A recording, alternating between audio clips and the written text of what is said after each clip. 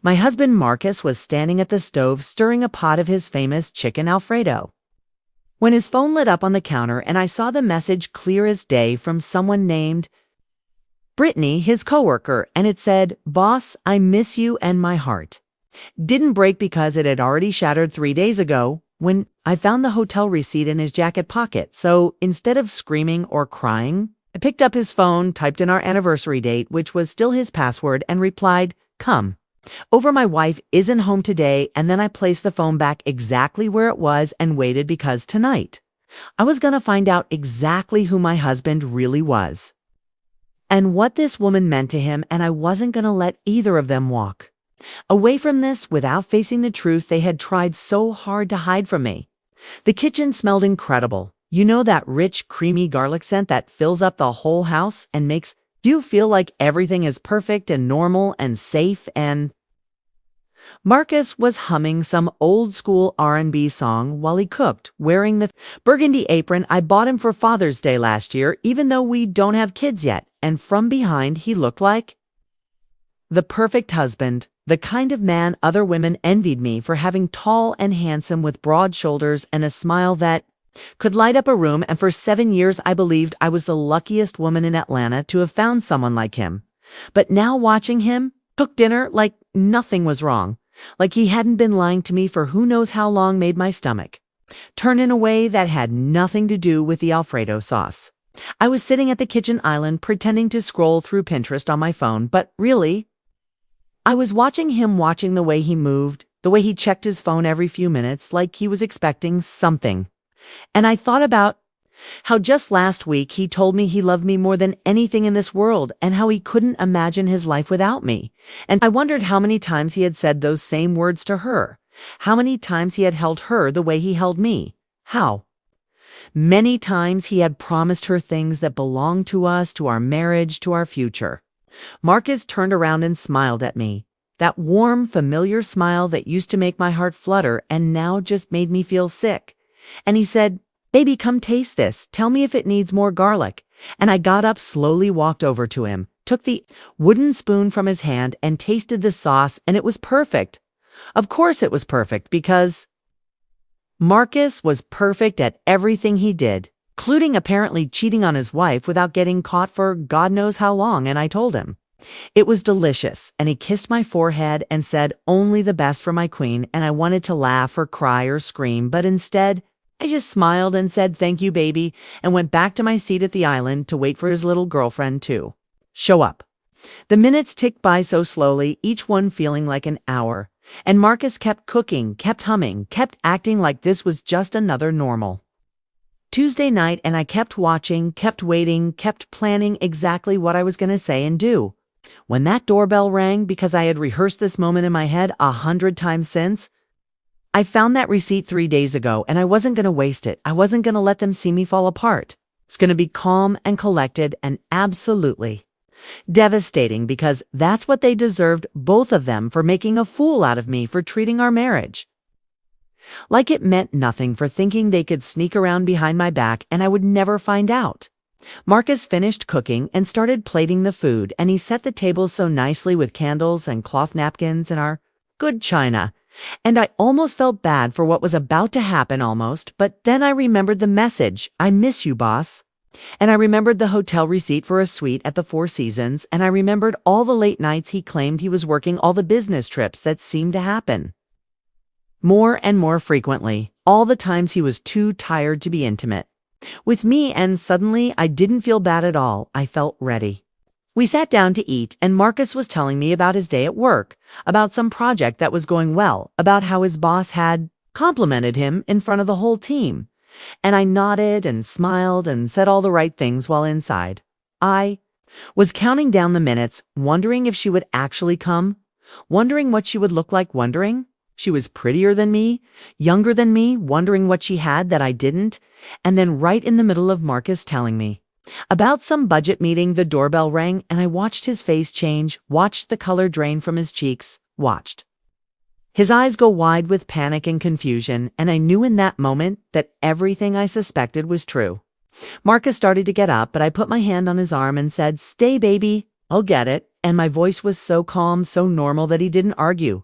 He just sat there frozen like a deer in headlights, and I walked to the door slowly, deliberately letting my heels click against the hardwood floor. Letting the sound echo through the house, letting him sweat, letting him wonder what was about to happen. Because he had no idea that I was the one who invited her here. He had no idea that his phone had betrayed him just like he had betrayed me. I opened the door and there she was. Brittany, his coworker, his mistress, his dirty little secret, standing on my doorstep in a tight, red dress, with a bottle of wine in her hand and perfectly done makeup and hair that looked like she had spent hours getting ready for this moment. And when she saw me, when she realized it wasn't Marcus who answered the door, her face went through about 15 different emotions in the span of 3 seconds. Surprise, confusion, fear, recognition, and finally absolute terror, because she knew who I was. She had probably seen pictures of me on his desk or his phone or wherever married. Men keep photos of their wives while they're busy cheating on them. I smiled at her, the kind of smile that doesn't reach your eyes, the kind of smile that makes people uncomfortable. And I said, "You must be Brittany. Marcus has told me so much about you. Please come in." And she stood there, frozen, her mouth opening and closing like a fish out of water, unable to form words, unable to move, unable to do anything but stare at me in horror. And I stepped aside and gestured for her to enter and said, "Don't be shy, sweetheart. We've been expecting you." And something about the word we seemed to snap her out of her trance, because she started backing away, started shaking her head, started mumbling something about having the wrong house. But I wasn't about to let her escape that easily. Not after everything she had done, not after she had the audacity to text my husband that she missed him while I was sitting right there in our kitchen. I leaned in close to her, so close I could smell her perfume, something expensive and floral. Probably a gift from my husband bought with money from our joint account, and I whispered, "If you take one more step away from this door, I will send every screenshot, every photo, every piece of evidence I have to your mother, your father, your siblings, your pastor, and every single person at that company. Do you understand me?" And Brittany's face went white as a sheet, and she nodded slowly and stepped inside, and I closed the door behind her with a soft click that sounded like the closing of a coffin. I led her into the dining room where Marcus was still sitting at the table, his food untouched, his face ashen. And when he saw Brittany walk in behind me, I thought he might actually pass out right there in his chair, and the look they exchanged. That brief moment of shared panic and guilt told me everything I needed to know about the depth of their betrayal, and I pulled out a chair for Brittany right across from Marcus and said, "Please sit. We were just having dinner, and there's plenty for 3." And Brittany sat down like a robot, her movements stiff and mechanical, her eyes darting between me and Marcus like she was watching a tennis match from hell. I went to the kitchen and got another plate, and I served Brittany a generous portion of the chicken Alfredo that my husband had made with such care, and I set it in front of her with a flourish and said, "Marcus made this himself. He's such a wonderful cook, isn't he?" And Brittany nodded without speaking, and Marcus still hadn't said a word, and the silence in that room was so thick you could cut it with a knife, and I was loving every second of it. I was savoring their discomfort the way they had savored their secret rendezvous. I was drinking in their fear the way they had drunk champagne in hotel rooms paid for with my money. I sat down at my place and picked up my fork and took a bite of pasta and said, "This is delicious, baby. You really outdone yourself." And Marcus finally found his voice, and it came out cracked and desperate, and he said, "Ayana, baby, I can explain. This isn't what it looks like." And I set my fork down slowly and looked at him with an expression of pure ice and said, "Really, Marcus? Because what it looks like is your mistress showing up at our house with a bottle of wine expecting to find you alone because someone texted her from your phone saying your wife wasn't home." And Marcus's face crumbled, and Brittany let out a small whimper, and I continued eating my pasta like we were discussing the weather. The thing about betrayal is that it doesn't just break your heart, it breaks your trust, it breaks your sense of reality.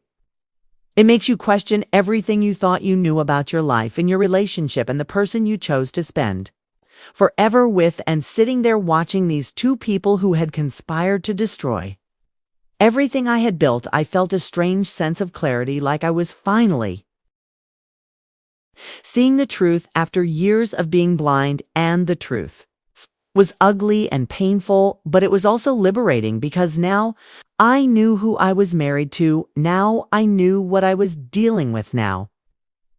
I could make decisions based on facts instead of the beautiful lies Marcus had been feeding me for God knows how long.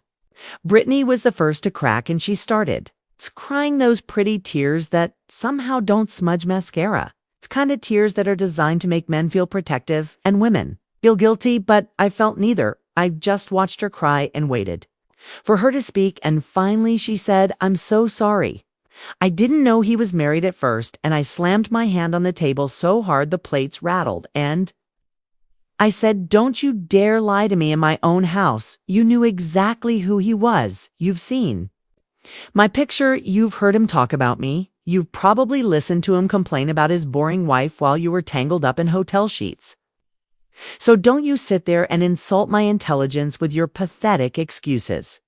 Brittany's tears turned into sobs, and she looked at Marcus with this pleading expression, like she expected him to defend her, to protect her, to do something, but Marcus just sat there silent and useless, and I realized in that moment that he was a coward, that he had always been a coward, that the strong, confident man I thought I married was just an illusion, a performance, and the real Marcus was this pathetic creature who couldn't even look his wife in the eye while his mistress cried.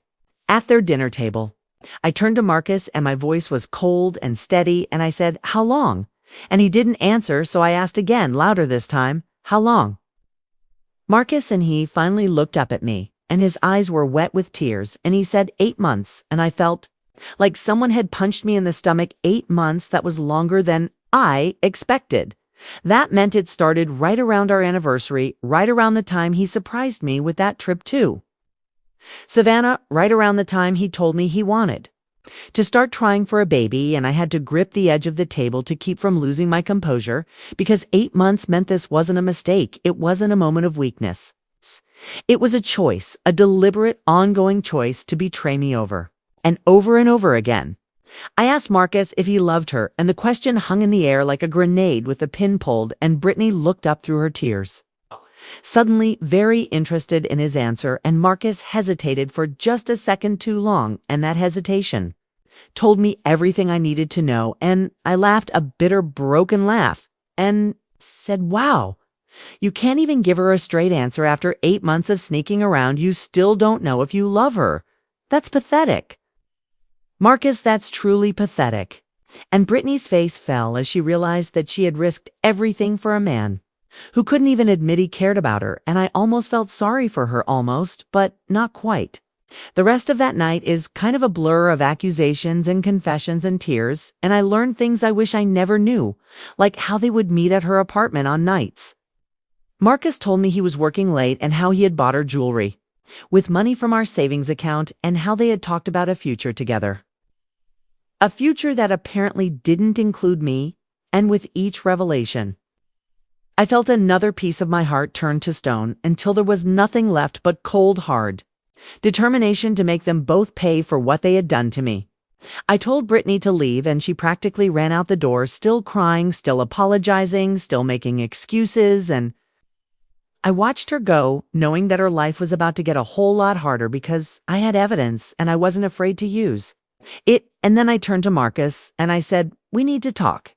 And he nodded like a condemned man walking to the execution chamber, and we sat in our living room, the room where we had celebrated holidays and anniversaries and quiet Sunday mornings. And I told him exactly what was going to happen next. I told Marcus I wanted a divorce, and he started crying real tears. Now, ugly tears, and he fell to his knees and grabbed my hands and begged me to forgive him, begged me to give him another chance, said he would end things with Brittany, said he would go to counseling, said he would do anything to save our marriage. And for a moment, just a moment, I wavered, because 7 years is a long time, because I had loved this man with everything I had, because the future I had planned included him and only him. But then I remembered the message, "I miss you, boss," and I remembered 8 months of lies, and I pulled my hands away. and said, "No, Marcus, you don't get to do this. You don't get to cry and beg and expect me to just forgive you. Like, nothing happened. You made your choice. Now live with it." The next few weeks were the hardest of my life, and I moved out of our house and into my best friend Denise's apartment. And I cried more than I ever thought possible. And I questioned everything about myself, about my worth, about what I could have.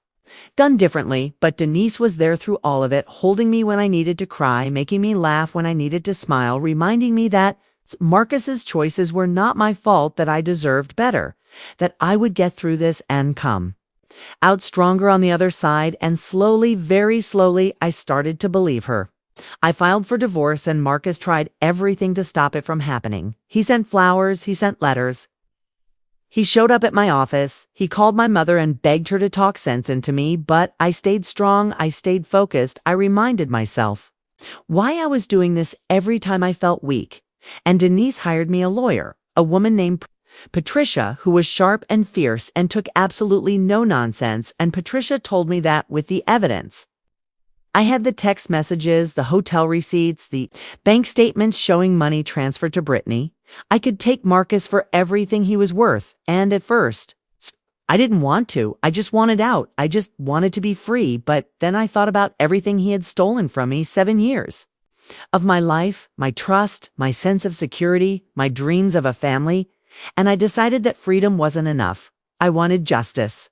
The divorce proceedings were brutal, and Marcus fought me on everything: the house, the cars, the retirement accounts, the savings, everything. And his lawyer tried to make me look like the bad guy, tried to say I had been cold and distant, tried to blame me for pushing Marcus into another woman's arms. But Patricia shut that down fast, and she presented the evidence piece by piece and watched Marcus's case crumble, and watched his lawyer's face fall, and watched the judge look at my husband with barely concealed disgust. And when it was over, when the papers were signed and the assets were divided, I walked out of that courthouse with my head held high, knowing that I had won not just the settlement, but something far more important: my dignity.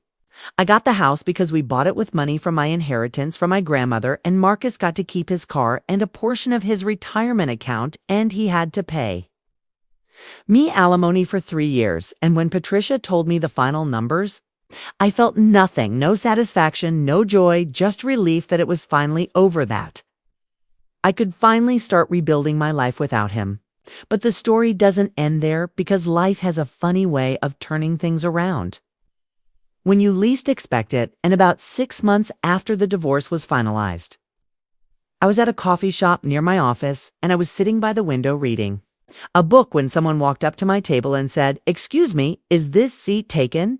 And I looked up, and there was this man, tall and handsome, with kind eyes and a warm smile, and something about him felt familiar, felt safe, felt right. And I said, "No, please sit down." And he introduced himself as Derek, and we started talking, and hours passed like minutes. And by the time the coffee shop closed, we had exchanged numbers and made plans to have dinner later that week. Derek was everything Marcus wasn't. And I don't just mean he was faithful, although that was obviously important. I mean, he was present. He was attentive. He listened when I talked. He remembered little details about my day. He asked questions and actually cared about the answers. And our first date turned into a second date and a third. And before I knew it, we had been seeing each other for 3 months, and I was feeling things I thought I would never feel again: hope and excitement, and that flutter in your chest when someone you care about texts you, "Good morning." I was scared at first, terrified actually, because the last time I trusted a man, he had shattered my heart into a million pieces, and I kept waiting for Derek to reveal some hidden darkness, some secret betrayal, some reason why I shouldn't let myself fall for him. But it never came, and instead, I found a man who was honest about his past, about his own failed marriage, about the mistakes he had made and the lessons he had learned, and his vulnerability made me feel safe enough to be vulnerable too. And I told him everything about Marcus, about Brittany, about the night. I invited her to our house and watched them both squirm, and Derek listened without judgment. And when I was done, he took my hand and said, "You are the strongest woman I have." ever met, and I deserve everything good that comes your way. Meanwhile, Marcus's life was falling apart in ways I could have never predicted, and heard through mutual friends that Brittany had dumped him about a month after our divorce was finalized. Turns out she didn't want him anymore once he wasn't. Forbidden fruit anymore once he wasn't the exciting married man sneaking around behind his wife's back. He was just a divorced guy with a damaged reputation and a pile of debt, and Brittany had moved on to someone else, someone younger, someone richer, someone who wasn't stupid enough to get caught, and Marcus was left with nothing, no wife, no mistress, no respect from anyone who knew what he had done. I ran into Marcus about 8 months after the divorce, and I was coming out of a restaurant with Derek, and Marcus was walking in alone, and when he saw Derek's arm around my waist, when he saw how happy I looked, something in his face crumbled, and he stopped right there in the doorway and stared at us, and for a moment I thought he might say something, might cause a scene, might try to ruin my evening the way he had ruined so many other things, but instead he just looked at me with this expression of pure regret and longing, and then he walked past us without a word, and I felt nothing, no anger, no sadness, no satisfaction, just nothing, because he didn't matter anymore. He was part of my past, and Derek was my future. Derek and I moved in together after a year of dating, and it was scary taking that step again. Trusting someone with my heart, with my home, with my daily life. But Derek made it easy, and he was patient with my fears, patient with my moments of doubt. Patient when I needed reassurance that he wasn't going to hurt me the way Marcus had, and slowly the walls I had built around my heart started to come down, and I let myself love again. Really, truly, deeply love again. And it was terrifying and beautiful, all at once. I got a promotion at work around the same time, and suddenly I was making more money than I ever had before, and I was respected and valued, and my career was thriving, and I thought about how. Marcus used to make little comments about my job, how he would say things like, "It's cute that you're so dedicated to your little career," or "maybe you should focus more on us and less on work," and I realize now that he had been trying to keep me small, trying to make me depend on him, trying to ensure that I would never have the confidence or the resources to leave him, and the fact that I was now more successful than ever felt like the ultimate revenge. Denise threw me a party for my promotion, and all my friends were there, and Derek was by my side, and I looked around at all these people who loved me, who supported me, who had been there for me during the worst time of my life, and I felt so grateful, so blessed, so amazed at how far I had come from that broken woman crying on Denise's couch just a year and a half ago, and I gave a little speech thanking everyone, and when I looked at Derek and saw the pride in his eyes, I knew that everything I had been through, all the pain and betrayal and heartbreak, had led me to this moment, to this life, to this love. But I haven't told you about Brittany yet, about what happened to her, and honestly, I didn't think much about her after that night at my house. I had bigger things to worry about than some homewrecker would help destroy my marriage. But about a year after the divorce, I got a message on Facebook from an account I didn't recognize, and when I opened it, realized it was from Brittany, and my first instinct was to delete it, to block her, to pretend she didn't exist, but curiosity got the better of me, and I read what she had written. The message was long and rambling, and full of apologies and explanations and excuses, and she told me things I hadn't known about her relationship with Marcus, things that made my stomach turn, like how he had pursued her relentlessly, how he had told her his marriage was loveless and sexless, how he had promised to leave me for her as soon as the time was right, and she said she had believed him. She had actually believed that a man who would cheat on his wife would somehow be faithful to his mistress, and she said she had learned her lesson the hard way when she discovered Marcus was cheating on her too with yet another woman from the office, and she said she was sorry, truly sorry for the pain she had caused, and she hoped I could find it in my heart to forgive her someday. I read that message 3 times, trying to figure out how I felt about it, and at first I was angry because how dare she reach out to me? How dare she ask for my forgiveness after what she did? But then I thought about it more, and I realized that Brittany was just another one of Marcus's victims, just another woman he had manipulated and lied to, just another person whose trust he had betrayed. And while that didn't excuse what she did, it did help me understand that she was more foolish than evil, more naive than malicious, and I decided to let go of my anger toward her because holding on to it wasn't hurting her, it was only hurting me.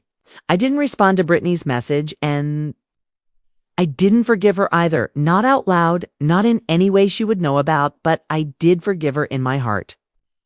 I released the resentment I had been carrying, and I wished her well in my mind, and then I blocked her and moved on because she had taken up enough space in my life and I wasn't going to give her any more.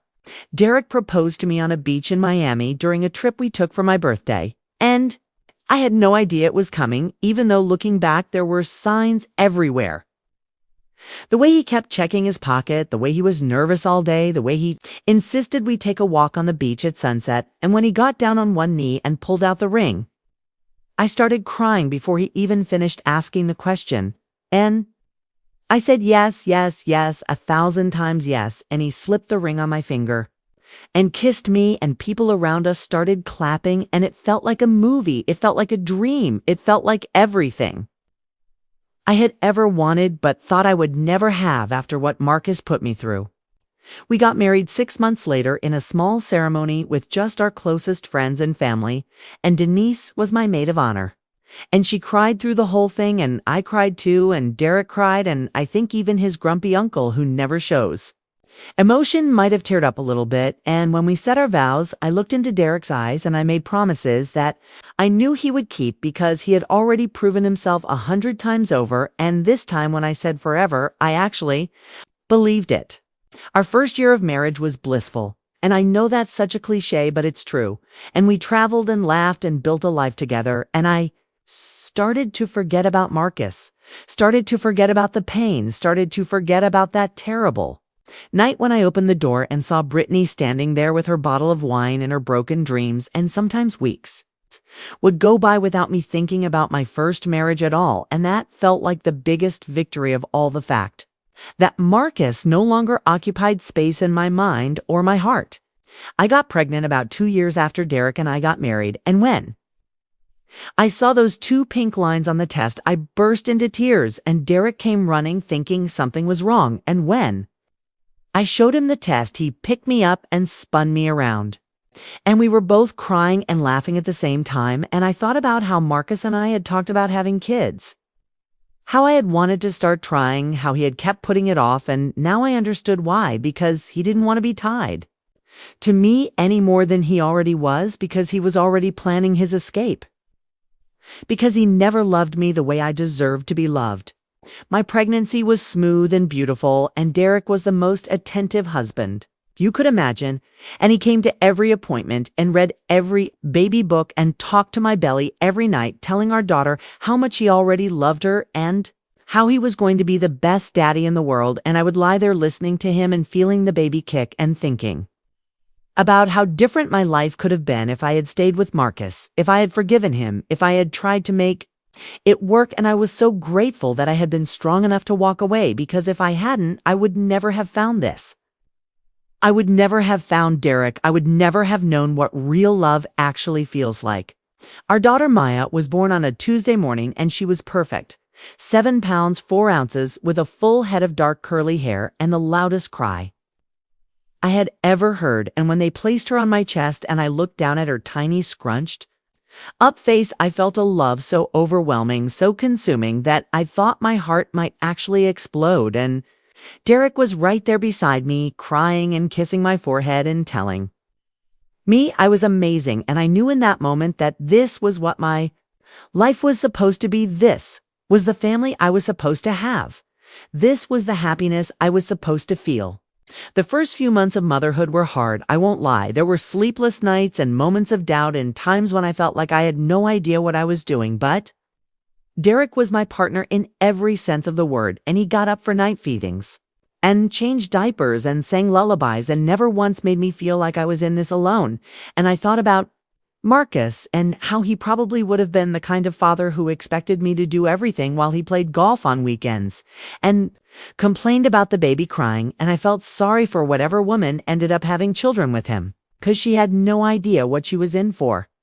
Maya's first birthday party house was a big celebration, and we invited everyone, friends and family and neighbors, and the house was full of balloons and cake and laughter, and I watched my daughter smash her fists into her birthday cake and smear frosting all over her face, and I thought about how a few years ago I was sitting in a courtroom fighting for my freedom, fighting for my future, fighting for the chance to have exactly this, and the gratitude I felt was so intense it brought tears to my eyes. And Derek noticed and came over and put his arm around me and asked if I was okay, and I said, I'm more than okay. I'm exactly where I'm supposed to be. Life has a way of coming full circle, and about 3 years after Maya was born, I was at the grocery store of all places, and I turned down the cereal aisle, and there was Marcus standing there with a cart looking older and more tired than I remembered, and he saw me too.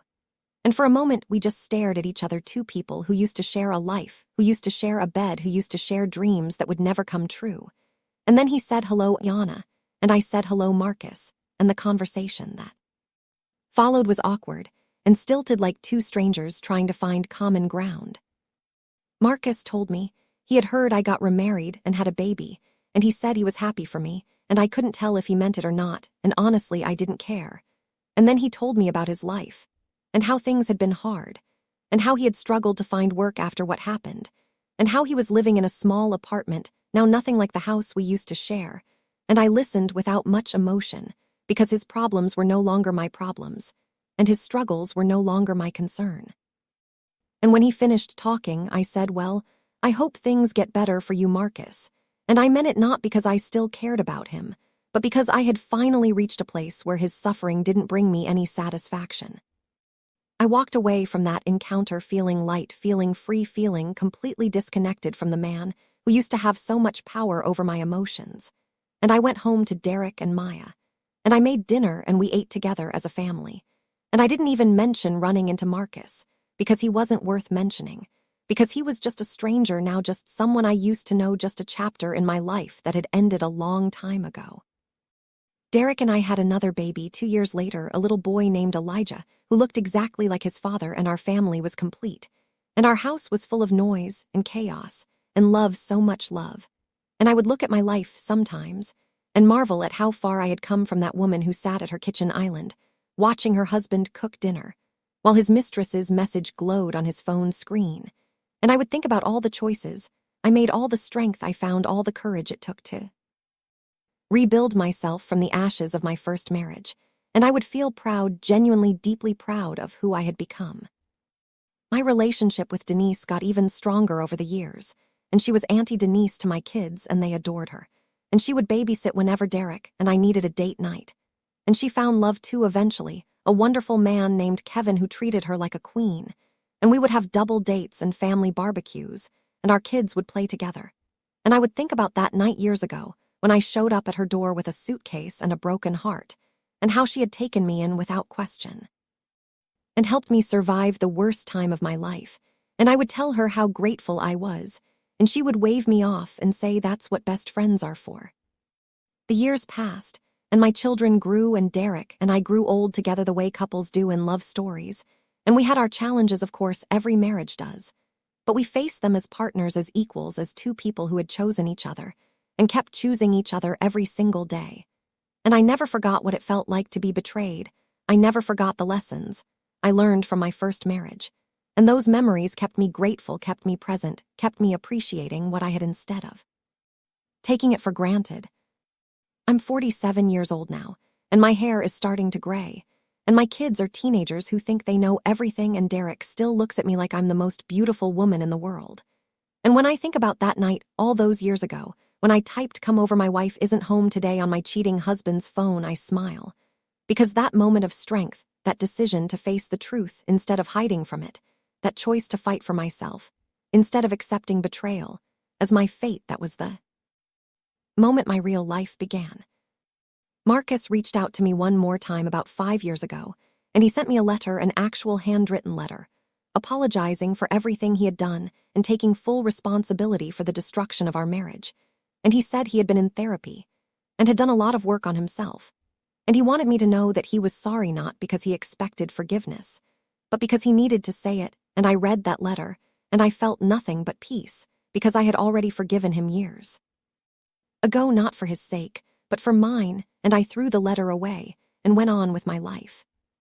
Now here I am sitting on the porch of the house Derek, and I bought together watching the sunset and listening to my kids argue about something in the kitchen and feeling Derek's hand in mine and thinking about all the twists and turns that brought me to this moment. And I realized that the worst thing that ever happened to me, that message on Marcus's phone, that betrayal, that heartbreak, ended up being the best thing that ever happened to me because it freed me from a life that was never going to make me happy. It pushed me toward a future I couldn't have imagined, and it taught me that I was stronger than I ever knew, that I deserved more than I had been settling for, that happiness wasn't just possible, it was waiting for me if I was brave enough to reach for it.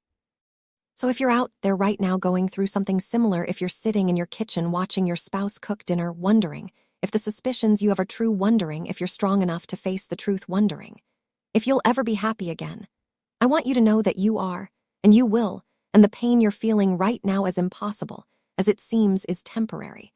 But the strength you'll find, the wisdom you'll gain, the life you'll build on the other side of this will last forever. And one day you'll look back on this moment, and you'll smile because you'll know that this was the beginning of everything good that was coming your way. My daughter Maya asked me once why I always seem so happy, and I told her it's because I know what unhappy feels like, and I choose joy every single day. And she looked at me like I was crazy, because teenagers think their parents are always crazy. But one day she'll understand, one day she'll face her own challenges, and she'll remember her mother who survived betrayal and rebuilt her life, and found love and happiness, and she'll know that she can do it too, because strength runs in our family, because we don't give up, because we don't let anyone else write our story. Derek is calling me now, telling me dinner is ready, and the kids are waiting, and I should come inside before the food gets cold. And I look at the sunset one more time, at the pink and orange clouds streaking across the sky. And I think about how beautiful life is, how precious these ordinary moments are, how lucky I am to be here, to be alive, to be loved. And I get up from my chair, and I walk inside to my family, and we sit down together, and we eat, and we laugh, and we talk about our days, and it's nothing special, it's just a regular Tuesday night, but it's everything, it's absolutely everything, and I wouldn't trade it for the world. And they lived happily ever after with a big smile. The thing about happiness is that you don't always recognize it while you're living it, and sometimes it takes looking back to realize that those ordinary moments, the ones that seemed so unremarkable at the time, were actually the most precious moments of your entire life. And I think about that a lot now that my kids are getting older now, that the house is quieter now, that Derek and I have settled into the comfortable rhythm of a marriage that has weathered storms and come out stronger on the other side. Maya is 19 now, and she's in college studying psychology because she wants to help people work through their trauma. And I think about how ironic that is, how the daughter I had after surviving the worst betrayal of my life wants to dedicate her career to helping others heal from their own pain. And I wonder sometimes if she sensed something growing up, if she absorbed some of my story through osmosis, or if this is just who she was always meant to be. And either way, I'm proud of her, so incredibly proud. Elijah is 17, and he's the spitting image of Derek, tall and handsome, with that same warm smile that made me fall in love with his father all those years ago. And he's got a girlfriend now, a sweet girl named Jasmine, who comes over for dinner sometimes. And I watch them together, and I see the way he treats her with respect and kindness. And I know that Derek and I did something right, that we raised a boy who knows how to love properly, who understands that relationships require effort and honesty and commitment. And I think about Marcus and how different things might have been if he had learned those lessons. I still talk to Denise almost every day, even though we're both so busy with our lives and our families. And she's been married to Kevin for 12 years now. And they have twins, 2 little girls who call me Auntie Ayana, and who are the most adorable troublemakers you've ever seen. And when Denise and I get together, which isn't as often as we'd like, we pick up right where we left off, like no time has passed at all, because that's what true friendship is. That's what it means to have someone who knows your whole story, who was there for your worst moments and your best moments, and who loves you through all of it. I got another promotion at work last year, and now I'm a senior vice president, which is a title I never imagined I would have when I was that young woman just starting out, trying to prove herself in a world that didn't always take women seriously. And I think about all the obstacles I overcame, all the doubters I proved wrong, all the times I wanted to give up, but didn't I feel grateful for every struggle? Because every struggle made me stronger, every setback taught me something, every failure pushed me closer to success. Derek retired early last year, and at first I was worried about how we would adjust to having him home all the time. But it's been wonderful, actually. And he's taken up gardening and cooking, and he makes me breakfast every morning, and we sit on the porch together drinking coffee and talking about nothing and everything. And I think about how different this is from my first marriage, how Marcus was always distracted, always somewhere else, even when he was sitting right next to me. And I appreciate Derek even more because of that, because I know what the alternative feels like. My mother passed away 2 years ago, and it was the hardest thing I've ever been through, even harder than the divorce, because losing a parent is a different kind of grief, a grief that changes you fundamentally. And Derek was my rock through all of it, holding me while I cried, making sure I ate and slept and took care of myself. And I thought about how Marcus would have handled it, how he probably would have been impatient with my grief, how he would have told me to move on before I was ready, and I was so grateful that I had a partner who understood that grief doesn't follow a timeline, that healing takes as long as it takes. My father is still alive, thank God, and he's 82 now, and still as stubborn as ever. And he lives in an assisted living facility near our house, so I can visit him every week. And he loves Derek, he always has. And he tells me all the time that he's so glad I found someone who treats me right. And I think about how worried he was during my first marriage, how he never said anything because he didn't want to interfere, but how he must have seen things, must have sensed that something was wrong. Wish I had listened to my instincts sooner. I wish I had paid attention to the red flags. But I also know that everything happened exactly as it was supposed to, because if I had left Marcus earlier, I might never have met Derek, I might never have had Maya, and Elijah, I might never have built this beautiful life. I heard through the grapevine that Marcus got remarried a few years ago to a woman he met at church, of all places. And I hope for her sake that he's changed. I hope for her sake that he learned from his mistakes. I hope she never has to feel what I felt. But I also know that people don't change easily, that the traits that made Marcus a cheater were deeply ingrained. And I pray for that woman, whoever she is. I pray that she has the strength to leave. If she needs to, I pray that she knows her worth. Brittany, I heard, moved to another city and started over, completely new job, new friends, new life.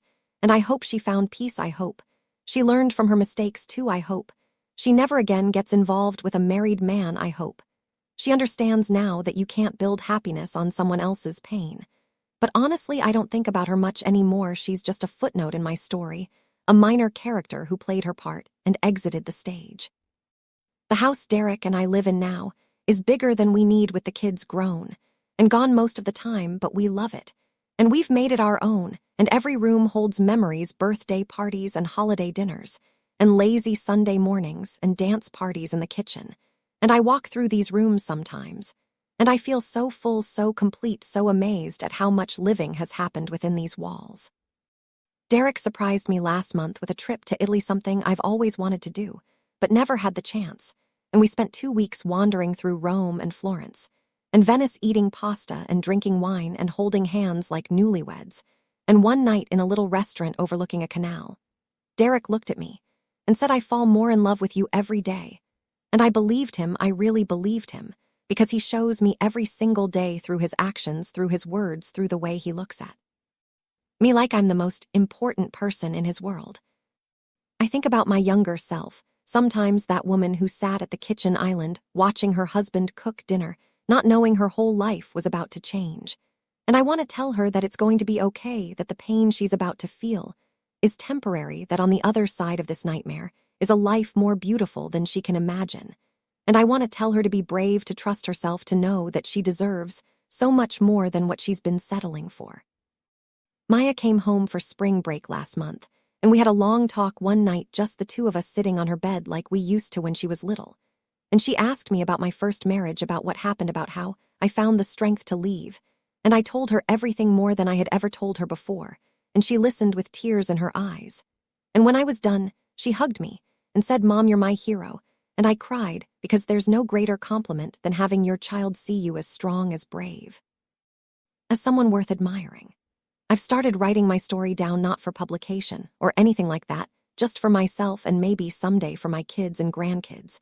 And it's been therapeutic putting it all on paper, seeing how far I've come, seeing how all the pieces fit together, seeing how the worst moment of my life led directly to the best moments.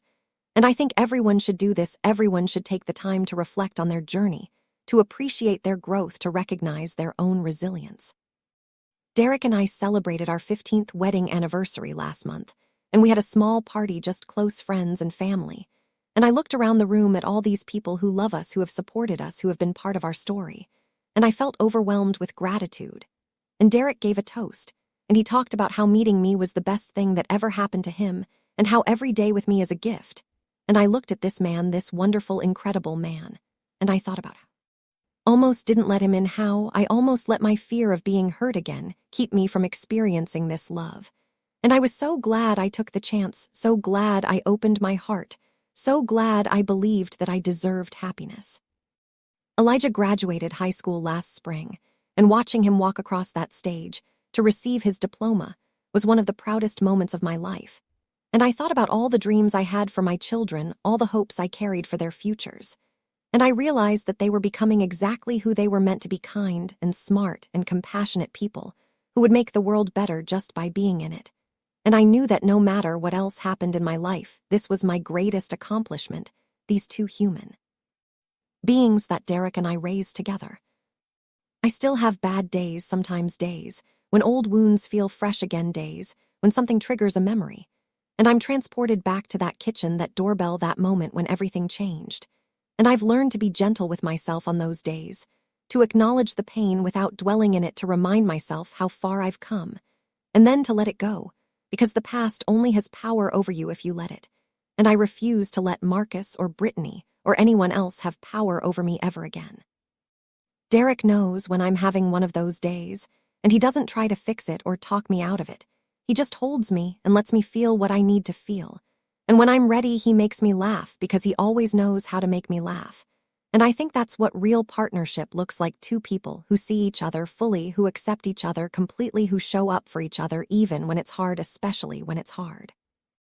I ran into Marcus's mother at the grocery store about 6 months ago, and it was awkward because we used to be close, because she used to be my mother-in-law, because she used to be family. And she looked older and sadder, and she told me she was sorry for how things turned out. And she said she always liked me, and she wished Marcus had been a better husband. And I thanked her for saying that. And I told her I hoped she was doing well, and we parted ways. And I felt strange for the rest of the day, not sad. Exactly, just reflective thinking about all the relationships that ended, when my marriage ended, all the connections that were severed, all the people who were casualties of Marcus's choices. My therapist, I started seeing one after the divorce, and I still go every few weeks, says that I've done remarkable work processing my trauma and building a healthy life. And she says that my ability to forgive, not for Marcus's sake, but for my own, is a sign of real emotional maturity. And I think about that word forgiveness, and how I used to think it meant condoning what someone did or pretending it didn't hurt.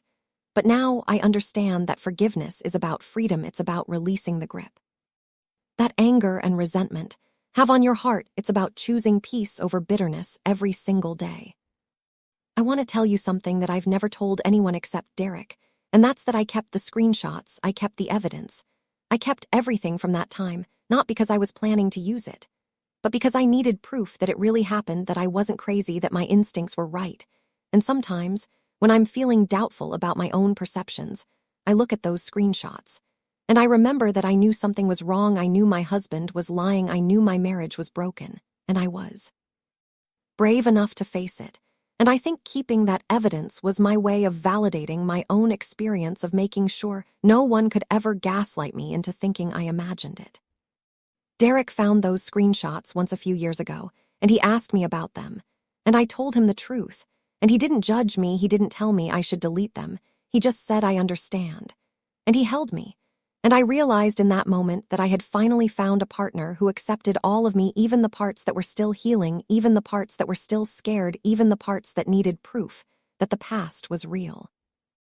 Maya is dating someone seriously now, a young man she met in college, and she brought him home to meet us, and I watched them together, and I saw the way he looked at her with adoration and respect, and I saw the way she looked at him with trust and confidence, And I thought about all the conversations we've had over the years about relationships, about what to look for, about what red flags to avoid.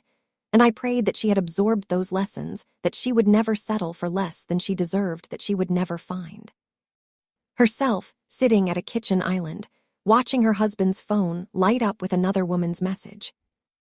Elijah told me recently that he wants to be the kind of husband his father is, and I almost cried when he said that, because it meant we had broken the cycle, it meant he had seen what a healthy marriage looks like, it meant he would carry those lessons into his own relationships. And I thought about Marcus, and wondered if his father had been a cheater too, if this was a pattern passed down through generations. And I was so grateful that Derek had modeled something different, something better, something worth emulating. I'm going to be a grandmother soon, and I haven't told anyone yet except Derek, because Maya is only 8 weeks along, and she wants to wait until she's further along to announce it. But she told me, and I cried, and she cried, and Derek cried, and it felt like another chapter beginning, another generation of love and hope and possibility. And I thought about my mother, and how much she would have loved to meet this baby, and I felt her presence somehow, like she was watching over us, like she was part of this moment even though she was gone. The circle of life continues, and I am so blessed to be part of it, to have survived what I survived, to have built what I built, to have loved and been loved, to have made mistakes and learned from them, to have fallen and gotten back up, to have lost everything and found so much more. And I want anyone who is reading this or listening to this to know that your story isn't over, that whatever you're going through right now is just a chapter, that there are pages and pages yet to be written, and you get to decide what they say. I look at Derek sleeping beside me as I write this, and I think about how lucky I am to have found him, how lucky I am that he found me, how lucky we are to have found each other in the middle of our messy, complicated lives. And I reach over and touch his face gently, and he stirs and smiles without opening his eyes and mumbles, "I love you." And I say, "I love you too." And the words feel as true now as they did on our wedding day, maybe even truer, because they've been tested and proven over years of living together, growing together, facing challenges together. The sun is coming up now, painting the sky in shades of pink and gold. And I think about that woman all those years ago who stood in her kitchen and made a choice to fight for herself. And I thank her because she saved me, because she gave me this life, because she was braver than she knew. And I promise her that I will never take it for granted, that I will appreciate every moment, that I will love deeply and live fully, and never ever settle for less than I deserve. And now Derek is waking up and asking me what I'm doing up so early, and I tell him I was just thinking about how happy I am. And he pulls me close and kisses my forehead, and says, "Me too, baby, me too." And outside the birds are singing, and the world is waking up, and another day is beginning. And it's going to be a good one, I can feel it. And I smile because this is my life, this beautiful, imperfect, wonderful life. And I wouldn't change a thing, not even the painful parts, because they led me here to this moment, to this man, to this family, to this overwhelming sense of peace and gratitude and joy. My name is Yana, and I am 52 years old, and I have 2 amazing children and a grandbaby on the way, and a husband who loves me more than I ever thought possible, and a career I'm proud of, and friends who feel like family, and a story that proves that even when everything falls apart, you can put it back together and make something even more beautiful than before. And if you're going through something hard right now, please hold on, please keep fighting, please believe that there is light on the other side of this darkness, because there is, I promise you there is. And one day you'll look back on this moment, and you'll understand why everything happened the way it did, and you'll be grateful even for the pain, because it made you who you are. Derek just told me breakfast is ready, and I can smell the pancakes and coffee, and I hear him laughing at something on the morning news, and I close my laptop and take one more look at what I've written, and I feel satisfied, because this is my truth, this is my testimony, this is the story of how I went from broken to whole, from betrayed to beloved, from lost to found. And I hope it helps someone, I hope it gives someone courage, I hope it reminds someone that they are not alone, and that better days are coming, and that the best revenge is living well, and loving deeply, and finding happiness that no one can take away. And they lived happily ever after, with a big smile on her face and love in her heart, and hope for all the tomorrows yet to come, and gratitude for every single yesterday that led her to this perfect, imperfect, beautiful life. And if you ask her today if she would change anything about her journey, she would shake her head and say not a single thing, because every step, every stumble, every tear, every triumph brought her exactly where she was meant to be. and where she was meant to be was happy and whole and home.